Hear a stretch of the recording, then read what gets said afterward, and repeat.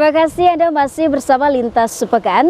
Ya mirsa, memeriahkan rangkaian hari jadi ke-74 Provinsi Kalimantan Selatan serta HUT ke-79 kemerdekaan RI. Taman Budaya Kalsel tahun ini kembali menggelar Karasmin bertajuk Ragam Pesona Budaya Banjar 2024 yang akan berlangsung mulai 31 Juli hingga 4 Agustus mendatang. Selain itu pemirsa, Taman Budaya bersama Ikatan Pelukis Kalsel kembali menggelar pameran lukis bias Borneo untuk ketiga kalinya bertajuk Balantak, dibuka secara gratis kepada pengunjung mulai 31 Juli hingga 9 Agustus mendatang. Pemukulan gong oleh Kepala Taman Budaya Kalsel Suharyanti disaksikan Kasih Kesenian dan Tradisi di Sunjaya Adiarso bersama Sekretaris Dewan Kesenian Kalsel Tarmuji dan Ketua Ikatan Pelukis Kalsel Muslim Anang Abdullah menandai dimulainya gelaran Karasmin Ragam Pesona Budaya Banjar 2024. Ini merupakan agenda rutin tahunan yang digelar Taman Budaya Kalsel dalam memeriahkan rangkaian hari jadi ke-74 Provinsi Kalsel serta HUT ke-79 kemerdekaan RI. Menurut Kepala Taman Budaya Kalsel Suharyanti, Karasmin ini akan diisi 7 kegiatan mulai dari pameran lukisan bias Borneo ketiga, pertunjukan seni selama 3 malam, festival pawai budaya, hingga stand bazar kuliner. Untuk tahun ini ada penilaian tersendiri terhadap stand bazar kuliner yang diputuskan berdasarkan suara dari pengunjung yang hadir ke Taman Budaya Kalsel di Jalan Brigjen Haji Hasan Basri, Banjarmasin. Kita ada 7 kegiatan dalam kesatuan di tanggal 31 sampai 9 ini. Nah, salah satunya pameran seni lukis bias Borneo yang ketiga ini. Terus nanti ada pertunjukan seni selama 3 malam dimulai tanggal 2 sampai 4. Terus nanti ada pawai budaya diikuti oleh 20 grup, itu nanti dilaksanakan tanggal 4 Agustus. Terus ada lomba vlog, lomba promosi dan vlog itu di antara tanggal 2 sampai tanggal 4. Jadi puncak acaranya seni pertunjukan itu di tanggal 4. Terus tetap seperti tahun-tahun sebelumnya kita melengkapi adanya bazar kuliner. Dan bazar kuliner ini di tahun ini kita memberikan apresiasi, anggaplah seperti lomba tapi cuma diambil salah satu stand mungkin yang lebih unik yang pengunjungnya yang lebih banyak. Jadi ada 7 kegiatan itu yang kita kemas di dalam kegiatan Karasmin Pesona Ragam Budaya Banjar di tahun 2024. Untuk jadwal kegiatannya sendiri dimulai dengan pembukaan pameran lukisan bias Borneo ketiga dari tanggal 31 Juli hingga 9 Agustus. Pertunjukan seni mulai dari tanggal 2 hingga 4 Agustus dan festival pawai budaya di tanggal 4 Agustus nanti. Erwin Yudanwari, Banjar TV.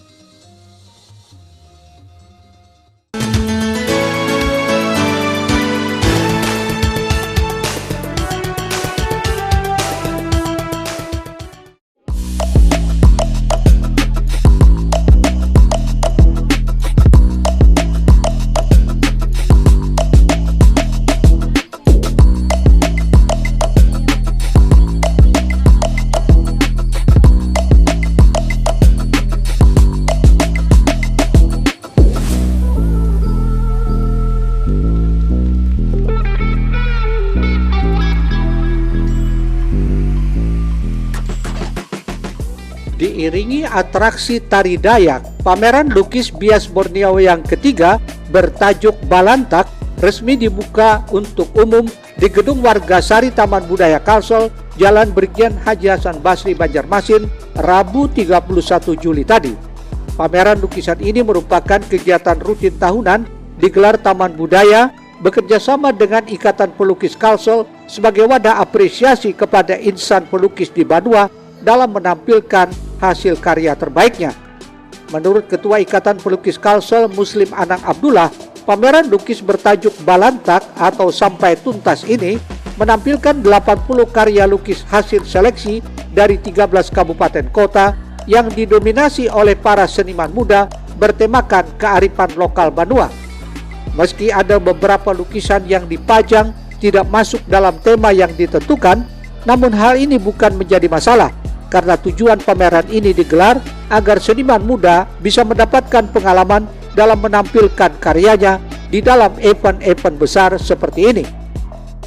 Sementara kita untuk ini tidak ada kurasi ketat, cuma ini kan banyak anak-anak muda nih. Kita memberi kesempatan kepada anak-anak muda yang suka melukis di 13 kabupaten kota. Kemudian di kabupaten kota itu ada ketua cabang. Nah, jadi ketua cabang yang menseleksi ini yang diikutkan ke pameran di Taman Budaya seperti itu. Ini kemarin kita usahakan membawa ke kearifan lokal daerah asal sebagian besar ya, tapi karena anak muda yang ada, mereka juga kadang-kadang melukis di luar konsep, tapi tidak ada masalah. Yang intinya kan kita untuk mereka membiasakan berpameran dan lebih percaya diri lah, biasanya bisa ditampilkan. Kita mengapresiasi dengan adanya pameran ini berarti kan menandakan bahwa lukisan itu masih dicintai masyarakat. Nah, apalagi dengan adanya pameran ini dimaksudkan bisa memberi wawasan dan pengetahuan bagi generasi muda untuk mencintai seni lukis. Dari pengamatan kita bersama teman-teman dari Dewan Kesenian khususnya, kita di sini tidak mendapati adanya deskripsi tentang lukisan itu.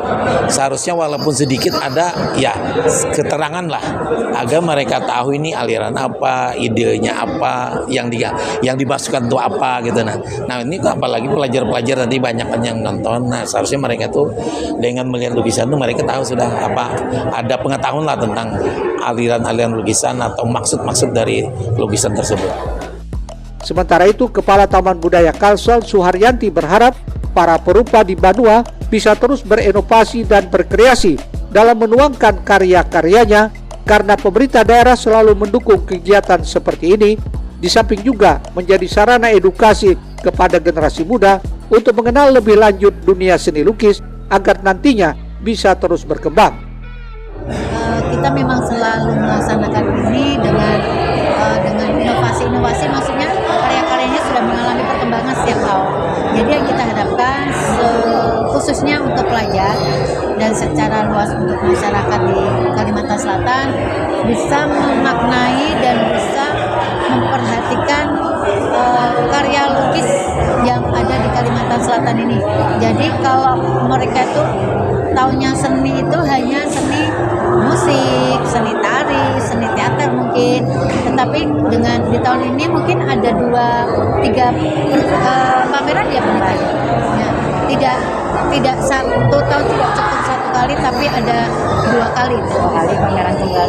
Iya, 2 kali pameran tunggal dan pameran komunitas.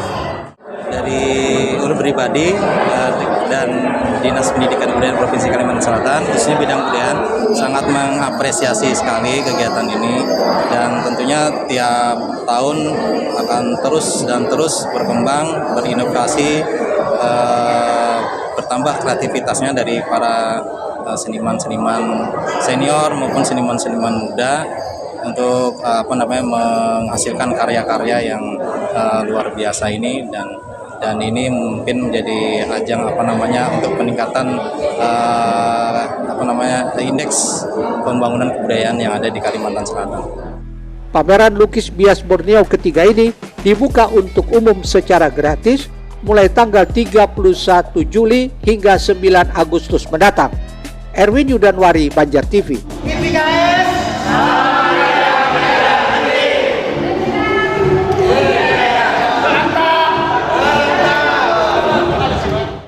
Pemirsa, ratusan jukung hias bersama para acil Pasar Terapung mewarnai Sungai Martapura, Desa Lok Baintan, Kecamatan Sungai Tabu, Kabupaten Banjar. Event ini merupakan bagian dari Festival Pasar Terapung Lok Baintan tahun 2024 yang digelar Dinas Kebudayaan Pemuda Olahraga dan Pariwisata Kabupaten Banjar. Festival Pasar Terapung Lok Baintan di Sungai Martapura, Kecamatan Sungai Tabu kembali digelar pemerintah Kabupaten Banjar melalui Dinas Kebudayaan Pemuda Olahraga dan Pariwisata setempat dari tanggal 27 sampai 28 Juli 2024. Kegiatan ini sekaligus rangkaian hari jadi ke-74 Kabupaten Banjar dan HUT Kemerdekaan RI yang ke-79. Mengangkat tema Pesona Susur Sungai Urang Banjar, festival ini menampilkan berbagai atraksi dan lomba, seperti Pesona Susur Sungai, Festival Atraksi Jukung Banjar, Balap Jukung Bedua Acil Lok Baintan, kuliner tradisional Banjar, jukung hias tradisional, baturai pantun, pentas seni dan budaya panggung terapung, hingga lomba fotografi dan videografi pasar terapung. Festival Pasar Terapung ditandai dengan penacapan pengayuh oleh Wakil Bupati Banjar Habib Idrus Al-Habsyi, dilanjutkan Ketua TPPKK Nurgita Tias yang ikut turun menyapa acil-acil peserta Festival Pasar Terapung. Wakil Bupati Banjar menuturkan, melalui Festival Pasar Terapung Lok Baintan diharapkan sektor pariwisata di Kabupaten Banjar semakin maju dan dikenal di Indonesia, bahkan di mancanegara. Alhamdulillah pada hari ini kita mengadakan festival Pasar Terapung di Lok Baintan. Alhamdulillah berjalan dengan sukses. Mudah-mudahan ke depan lebih baik lagi. Dan kita terima kasih juga kepada Kadis, kepada acil-acil yang hadir, luar biasa suksesnya. Mudah-mudahan kedepannya Pasar Terapung terkenal di mancanegara. Mudah-mudahan kita berdoa, mudah-mudahan pariwisata kita di Kota Banjar sampai maju lagi dengan adanya kita mengadakan festival Pasar Terapung di Lok Baintan. Sementara itu, Kepala Disput Porapar Kabupaten Banjar Irwan Jaya mengungkapkan, jumlah peserta tahun ini lebih banyak dan meriah dari tahun sebelumnya. Ini karena banyaknya kategori lomba yang dilaksanakan di Festival Pasar Terapung kali ini. Alhamdulillah dari peserta yang kita data itu 500 orang jumlah acil jukung yang ada, terbagi dari beberapa kegiatan itu, ada yang mengikuti baturai pantun, ada yang mengikuti lomba balap jukung dan sebagainya. Jadi sekitar 500-an orang pedagang atau acil jukung yang ikut serta dalam lomba ini. Harapannya untuk ke depan kami akan melaksanakan lebih baik lagi, kami akan melakukan evaluasi hal-hal yang tentunya menjadi evaluasi kami. Terus kami berharap dengan event ini maka promosi untuk Lok Baintan ini semakin gencar, semakin giat, dan mudah-mudahan ini juga didukung oleh kawan-kawan media, masyarakat setempat, sehingga apa yang kita inginkan Lok Baintan ini terkenal di tingkat nasional maupun tingkat internasional. Lokasi Pasar Terapung ini dijadikan sentral pasar tradisional di atas sungai oleh warga di 7 desa, dari Desa Lok Baintan Dalam, Sungai Pinang Dalam, Tandipah, Paku Alam, dan Sungai Bakung. Ahmad Ramadhani, Banjar TV. Jakarta ke Banjarmasin, guru-guru diberi nasihat, kalau kami jadi pemimpin, bapak-bapak lah yang paling tepat. Pemirsa, Yayasan Suaka Ananda Bipos terus menjalankan misi sosialnya dengan memberikan bantuan kepada mereka yang membutuhkan. Terbaru, yayasan ini mengunjungi kediaman Abdul Karim, seorang mantan mekanik motor yang kini dirawat di RSUD Ulin akibat gagal ginjal kronik. Yayasan Suaka Ananda Bipos terus melanjutkan kegiatan sosialnya dalam membantu sesama.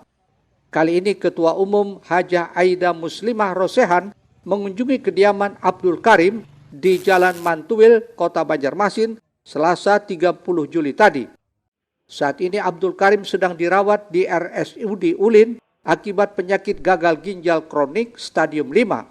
Abdul Karim sebelumnya merupakan tulang punggung keluarga, bekerja sebagai mekanik bengkel sepeda motor di rumah. Menyusul Abdul Karim jatuh sakit sekitar 4 bulan lalu, usahanya terpaksa ditutup dan bahkan mengalami kebangkrutan karena ia tidak dapat melanjutkan pekerjaannya serta harus menjalani pengobatan intensif. Bahkan Abdul Karim sampai harus menjual peralatan bengkelnya untuk memenuhi biaya pengobatan dan keperluan sehari-hari keluarga serta merawat anak. Sang istri yang setia merawat suaminya di rumah sakit terpaksa harus meninggalkan sang buah hati berusia 3 bulan di rumah bersama keluarganya tanpa adanya sosok ayah dan ibunya. Dalam situasi sulit ini, Yayasan Suaka Ananda Bipos terdorong untuk berempati, memberikan bantuan berupa sembako dan keperluan pokok agar pertumbuhan sang anak juga tidak terganggu nantinya. Aida Muslimah Rosehan berharap agar masyarakat maupun pihak terkait lainnya dapat saling membantu dan memberikan dukungan kepada mereka yang membutuhkan. Hati nurani aja bahwa ketika kami mendengar ada masyarakat yang memang membutuhkan, memerlukan pertolongan, dan itu pun dapat infonya dari teman. Akhirnya kami datang ke sini, melihat langsung kondisinya, tapi tidak bisa melihat kondisi si orang tuanya karena memang kondisinya lagi sakit dan sedang diopname di rumah sakit. Jadi ketemu dengan saudaranya dan anaknya. Ini sebagai rasa kepedulian dari kami yang mudah-mudahan dengan seperti ini mungkin menularkan kepada yang lain-lain juga buat membantu orang-orang yang memang masyarakat yang memang memerlukan pertolongan, perhatian dan kebutuhan mereka bisa terpenuhi gitu loh. Pihak keluarga bersama relawan turut mengucapkan terima kasih atas kehadiran Yayasan Swaka Ananda Bipos di tengah kesulitan yang dialami keluarganya. Terima kasih banyak sudah membantu bisa mengurangi beban kami. Ini Bang berjualan ini untuk sehari-hari bolak-balik rumah sakit biayanya. Jadi ulun dari relawan mewakili pihak keluarga pasien yang dibantu oleh Ibu Aida banyak-banyak mengucapkan terima kasih atas bantuan yang sudah diberikan. Yayasan Swaka Ananda Bipos telah berdiri selama 18 tahun bergerak di bidang sosial kemasyarakatan untuk membantu anak-anak yang sakit. Rido melaporkan untuk Banjar TV. Ya pemirsa, informasi selanjutnya dalam rangka menyemarakan Hari Jadi Provinsi Kalimantan Selatan ke-74, Bank Kalsel meluncurkan Axel Virtual Run 2024 bertajuk Sehat Diri Bumi Lestari, yang pada peluncuran ditandai dengan kegiatan lari bersama komunitas Gubernur Runners, Riot, Banuaran, dan South Borneo Runners yang dipimpin langsung oleh Direktur Utama Bank Kalsel Fahrudin.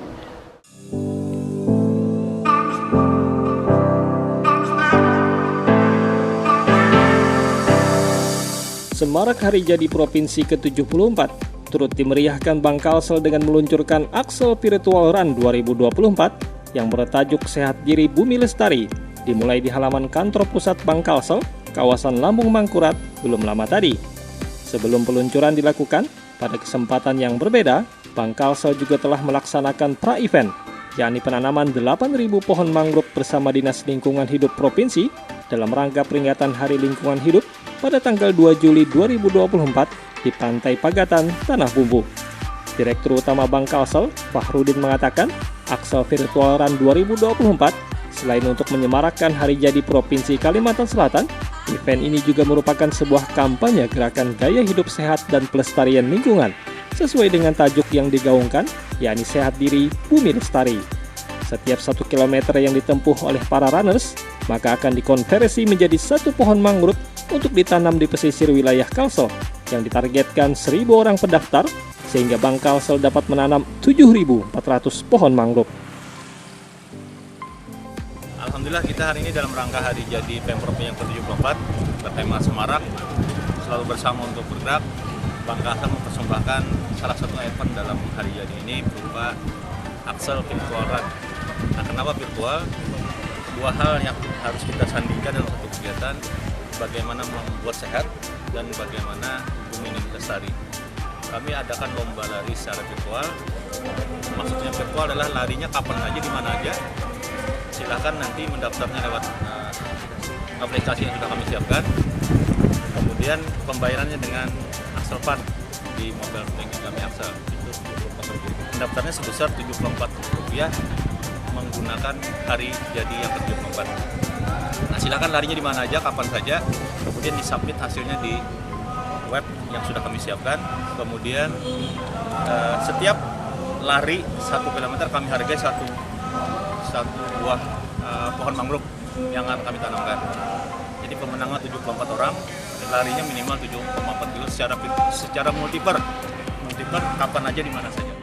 Untuk dapat mengikuti event ini, tentunya terdapat syarat dan ketentuan yang harus dipenuhi oleh pendaftar. Di antaranya sebelum mendaftar, para runners sudah memiliki rekening Bank Kalsel, baik konvensional ataupun syariah, dan aktivasi mobile banking Axel. Setelah itu, lakukan pendaftaran melalui fitur Axel Fund dan cukup membayar Rp74. Karena bersifat virtual, larinya bisa kapan saja dan di mana saja sesuai jarak yang sudah ditentukan, yaitu 7,4 km selama periode waktu 24 Juli sampai dengan 14 Agustus 2024 menggunakan aplikasi Spot Tracking yang diupload hasilnya ke viran.bangkalsel.co.id.